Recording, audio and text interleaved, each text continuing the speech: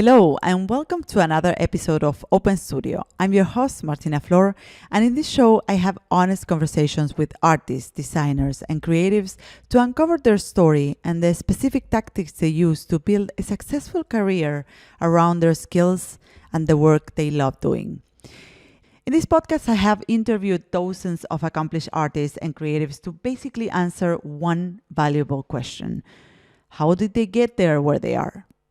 Now, while we prepare for all the greatness that is coming on season 3, I'm releasing this special recap episode which features some of the best moments of season 2 in one place. So you can always dig deeper and go listen to one of these episodes. Please enjoy.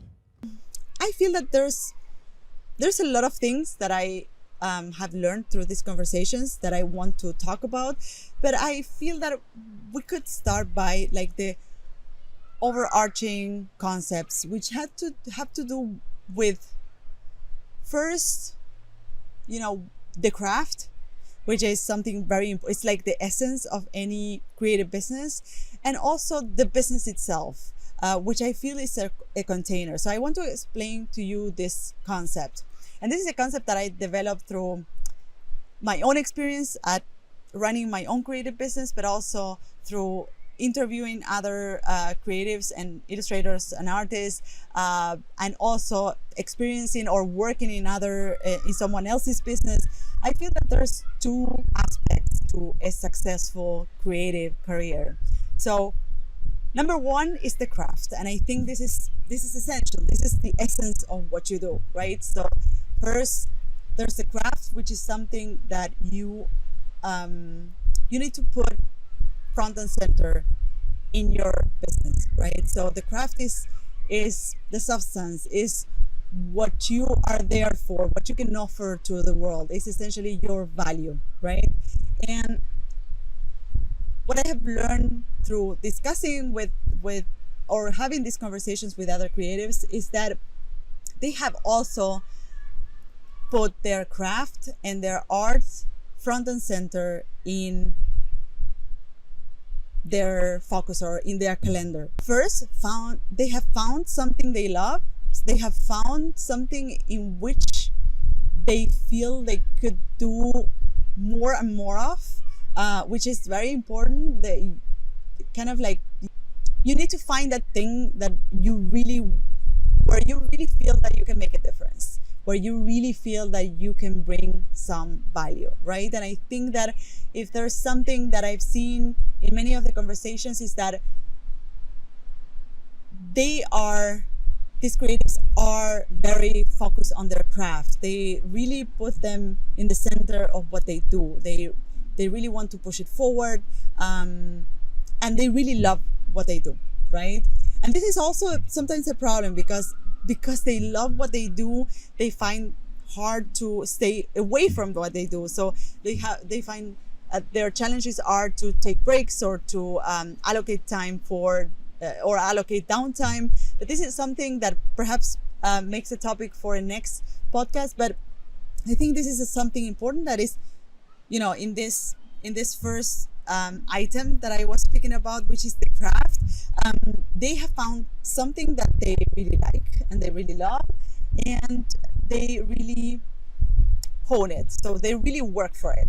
So that's the other aspect of it, that they have put in the work. I always say this to my students that, there's a lot of aspects to running a creative business and to having a career as an artist. And of course, marketing is one of them, and social media and audiences and finding clients and all of this is very important.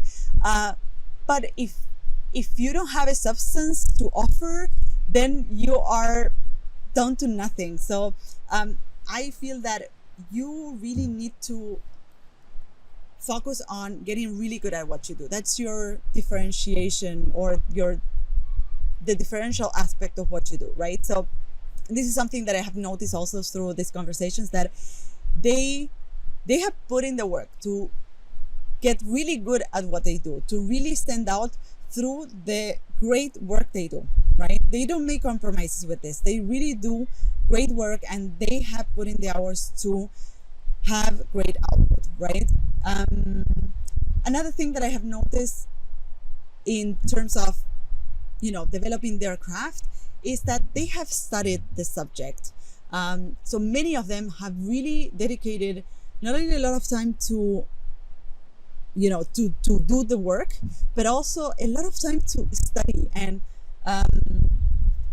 focus studying. Like, you call it whatever you want, not necessarily going into academia. Many of them have been into academia, but many of them have just dedicated a lot of time to study, to seriously study about the subject, not just like trying to get the information from here and there, but just they have found a mentor, or they have signed up for a course that goes deep into the subject, or they have found or they have been hired in a job where not only, they were trained into a certain craft, right? So they learn through working, they learn their craft. So in all of them, I can see an intense learning experience. That's the part number one of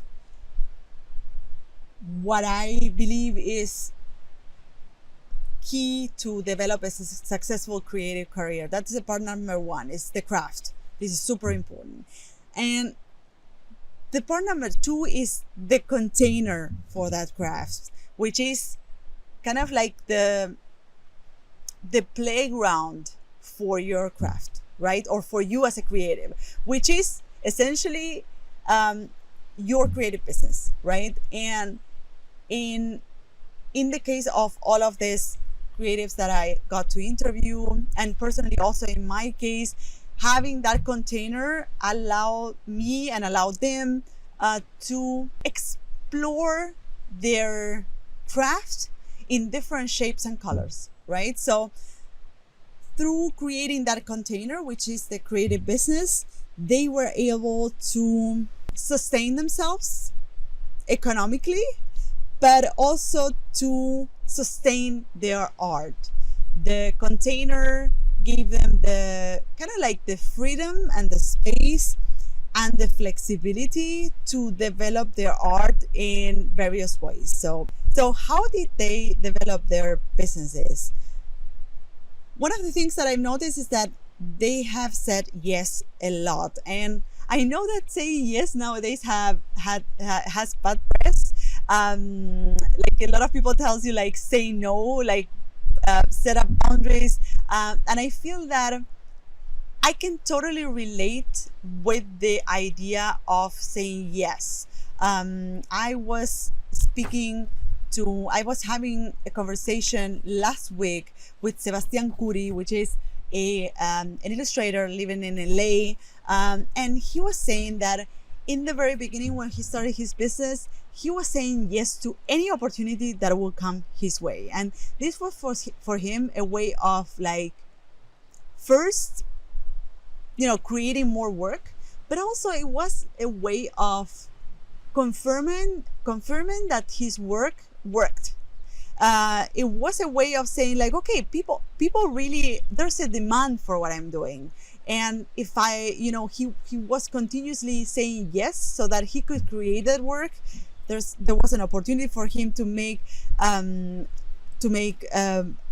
expand his bulk of work.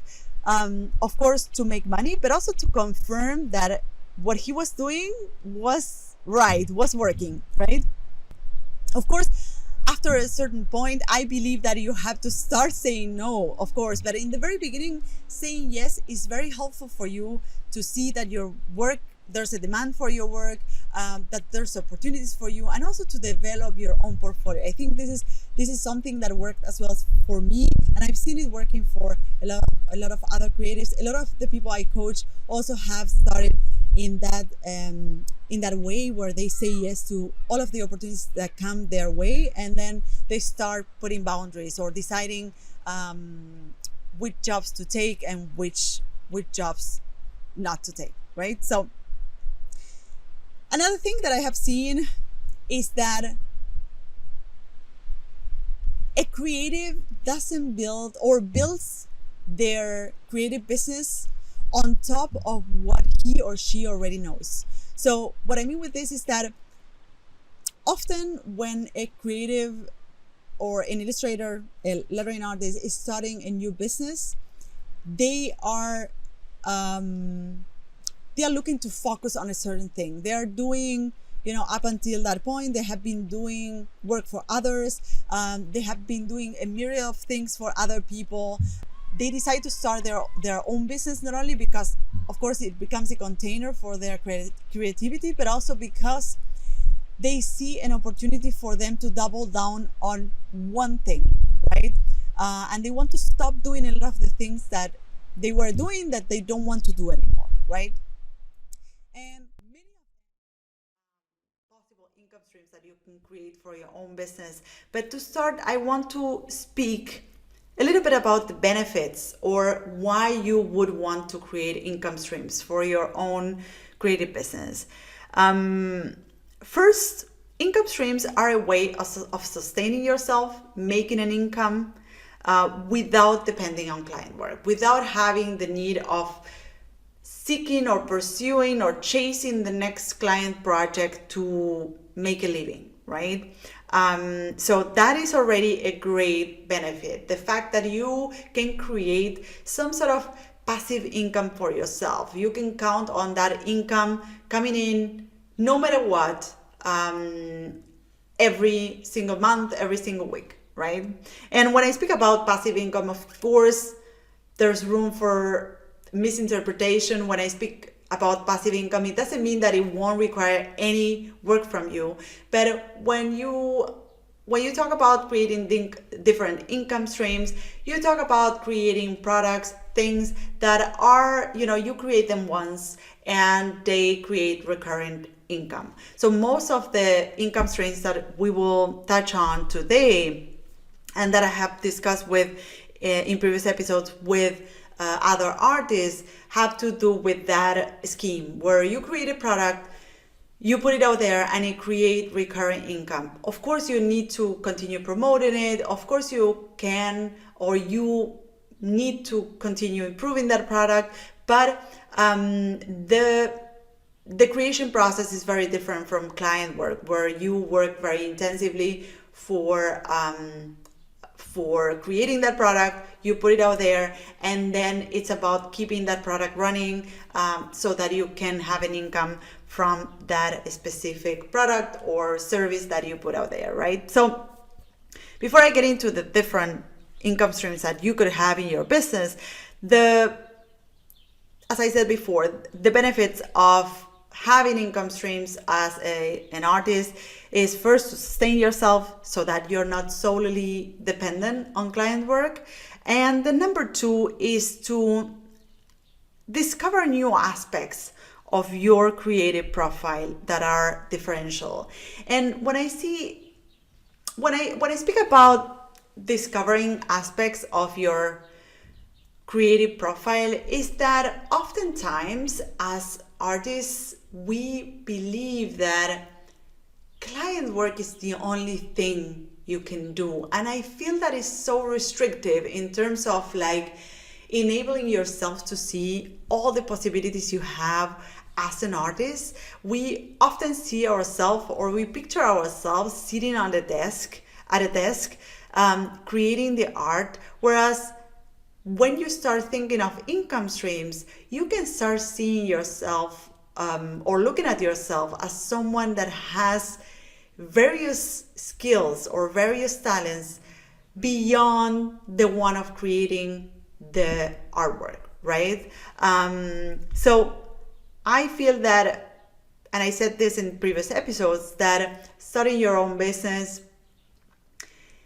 or creating a business around your skills also allows you to create a container for exploring your creativity and for exploring the several things you can do with that thing you're really good at, right? So I think that opening up your mind to the different income streams that you can do as an artist also allows you to discover and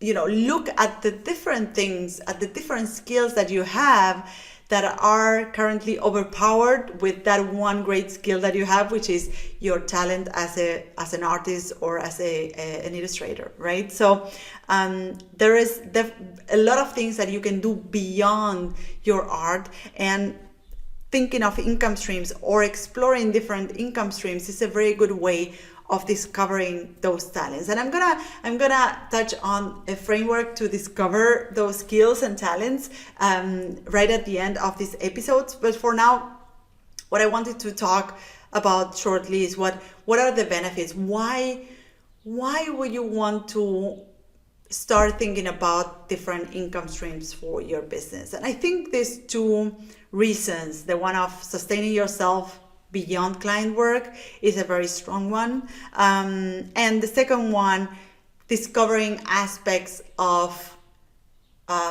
your skill set that you didn't know you had, is also a very powerful one. So let's dive into the different income streams or the possible income streams that you could be exploring. The first one that comes to mind, and I guess that as soon as I was speaking about income streams on this episode, in the beginning of this episode, you were already thinking about an online shop. And this is a very classical one among artists starting an online shop. And when I speak about an online shop, it's about having a store that sells your products. And these products may be digital or physical. Many artists out there start a store of physical products, right? So they sell prints.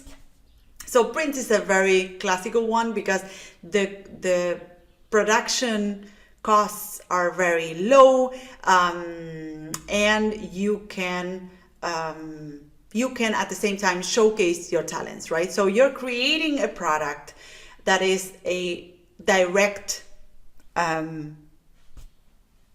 response or direct result of the art that you create. So the having an online shop with prints is the very classical or the format that many artists out there choose. However, you can go beyond that, and you can start thinking of different products for which your art could be useful or could be an asset or a plus, right? Collabs could be also a potential income stream for you. And when I speak about collabs, I am referring specifically to partnering with someone else that has a different skill or has a different business than mine, where you as an artist, you provide the art, you provide the creativity, and they provide the know-how, oftentimes the investment and the production, and together you launch a new product, right? Another thing that you could do as an income stream is creating digital products, right? So in one of the previous episodes, Eric Marinovich, who is a lettering artist and type designer, he recently started his own type foundry where he offers digital products, which are fonts, essentially their own fonts. He's offering his own fonts through his digital type foundry, and he is creating an additional income stream, passive income stream for his own business, right? So digital products is another, I would say, like another layer of income streams. So I mentioned already online shop, collaborations to create products, creating digital products and selling them on your own platform or someone else's platform. Online classes can also be an income stream. And with online classes, you basically are creating a digital product. You are creating a video content or whatever content you are putting out there in your online class, but you're creating a content that gives someone a service or is teaching something, right? And you create it once, you record the lessons once, and you put it out there, and the work comes then afterwards to bring audience or people into your class. And this happens actually with everything else that I was talking about just now. You will, after you create a product, there will be work coming your way in terms of like bringing people or putting this in front of people, right? Bringing leads into your shop, bringing customers into your online classes, or bringing students into your online classes, right? So this is why I mentioned in the beginning that we are trying to create income streams so that we can create passive income. But the term passive is actually not representative of the actual work you have to put into sustaining or creating and sustaining an income stream. So have that into account, that once you create the product, you will need to bring and creating the lives they want. So let's move on to why community is important. And I want to start with Jim Brown. You may know him already. He's a businessman and motivator. And he once said that you are the average of the 5 people you spend most of your time with. I repeat this. You are the average of the 5 people you spend most of your time with. And this is a very, very known quote. And it's something that actually makes a lot of sense. So those people that you spend the most time with are the people who influences you the most. And it happens often, like when you or very often the friends, the people you hang out with more often, you start looking alike. You start dressing or wearing the same similar clothes. You start kind of thinking the same way that they do, right? You start you become similar to them, right? And this is why this is for me, it was such a mind-changing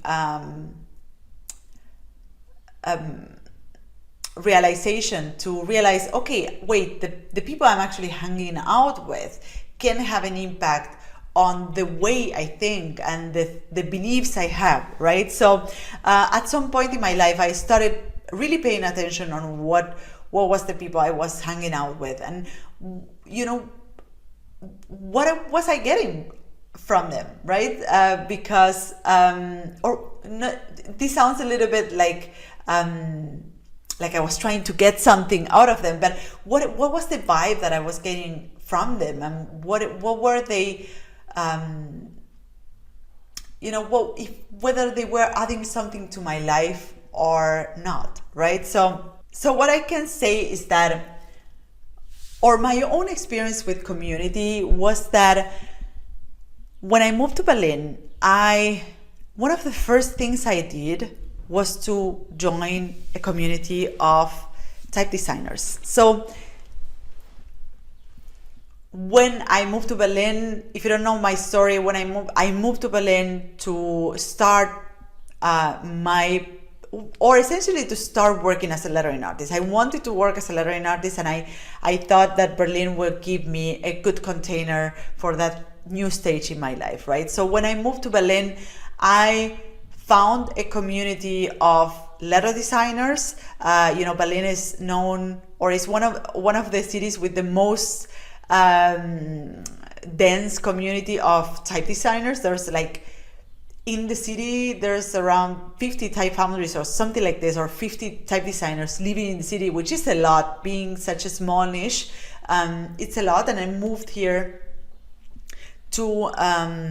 when I moved here, I joined the meetups of this community. And I have to say that I didn't do it I didn't do it consciously at that time. It wasn't really a conscious decision to join a community with a certain purpose. I thought, well, I have no friends, so this is the people, I don't know anyone in the city. I was new to the city. I have no friends here. So this was a way of finding a connection point with some people, right? So I thought, okay, they like typography like I do. I will join this community, right? So, and looking back now, I feel that joining that community had such a strong impact on my achievements as a lettering artist, because I was joining a room full of people that were making a living with letter design, and that was already a great model for me. I thought, if they can do it,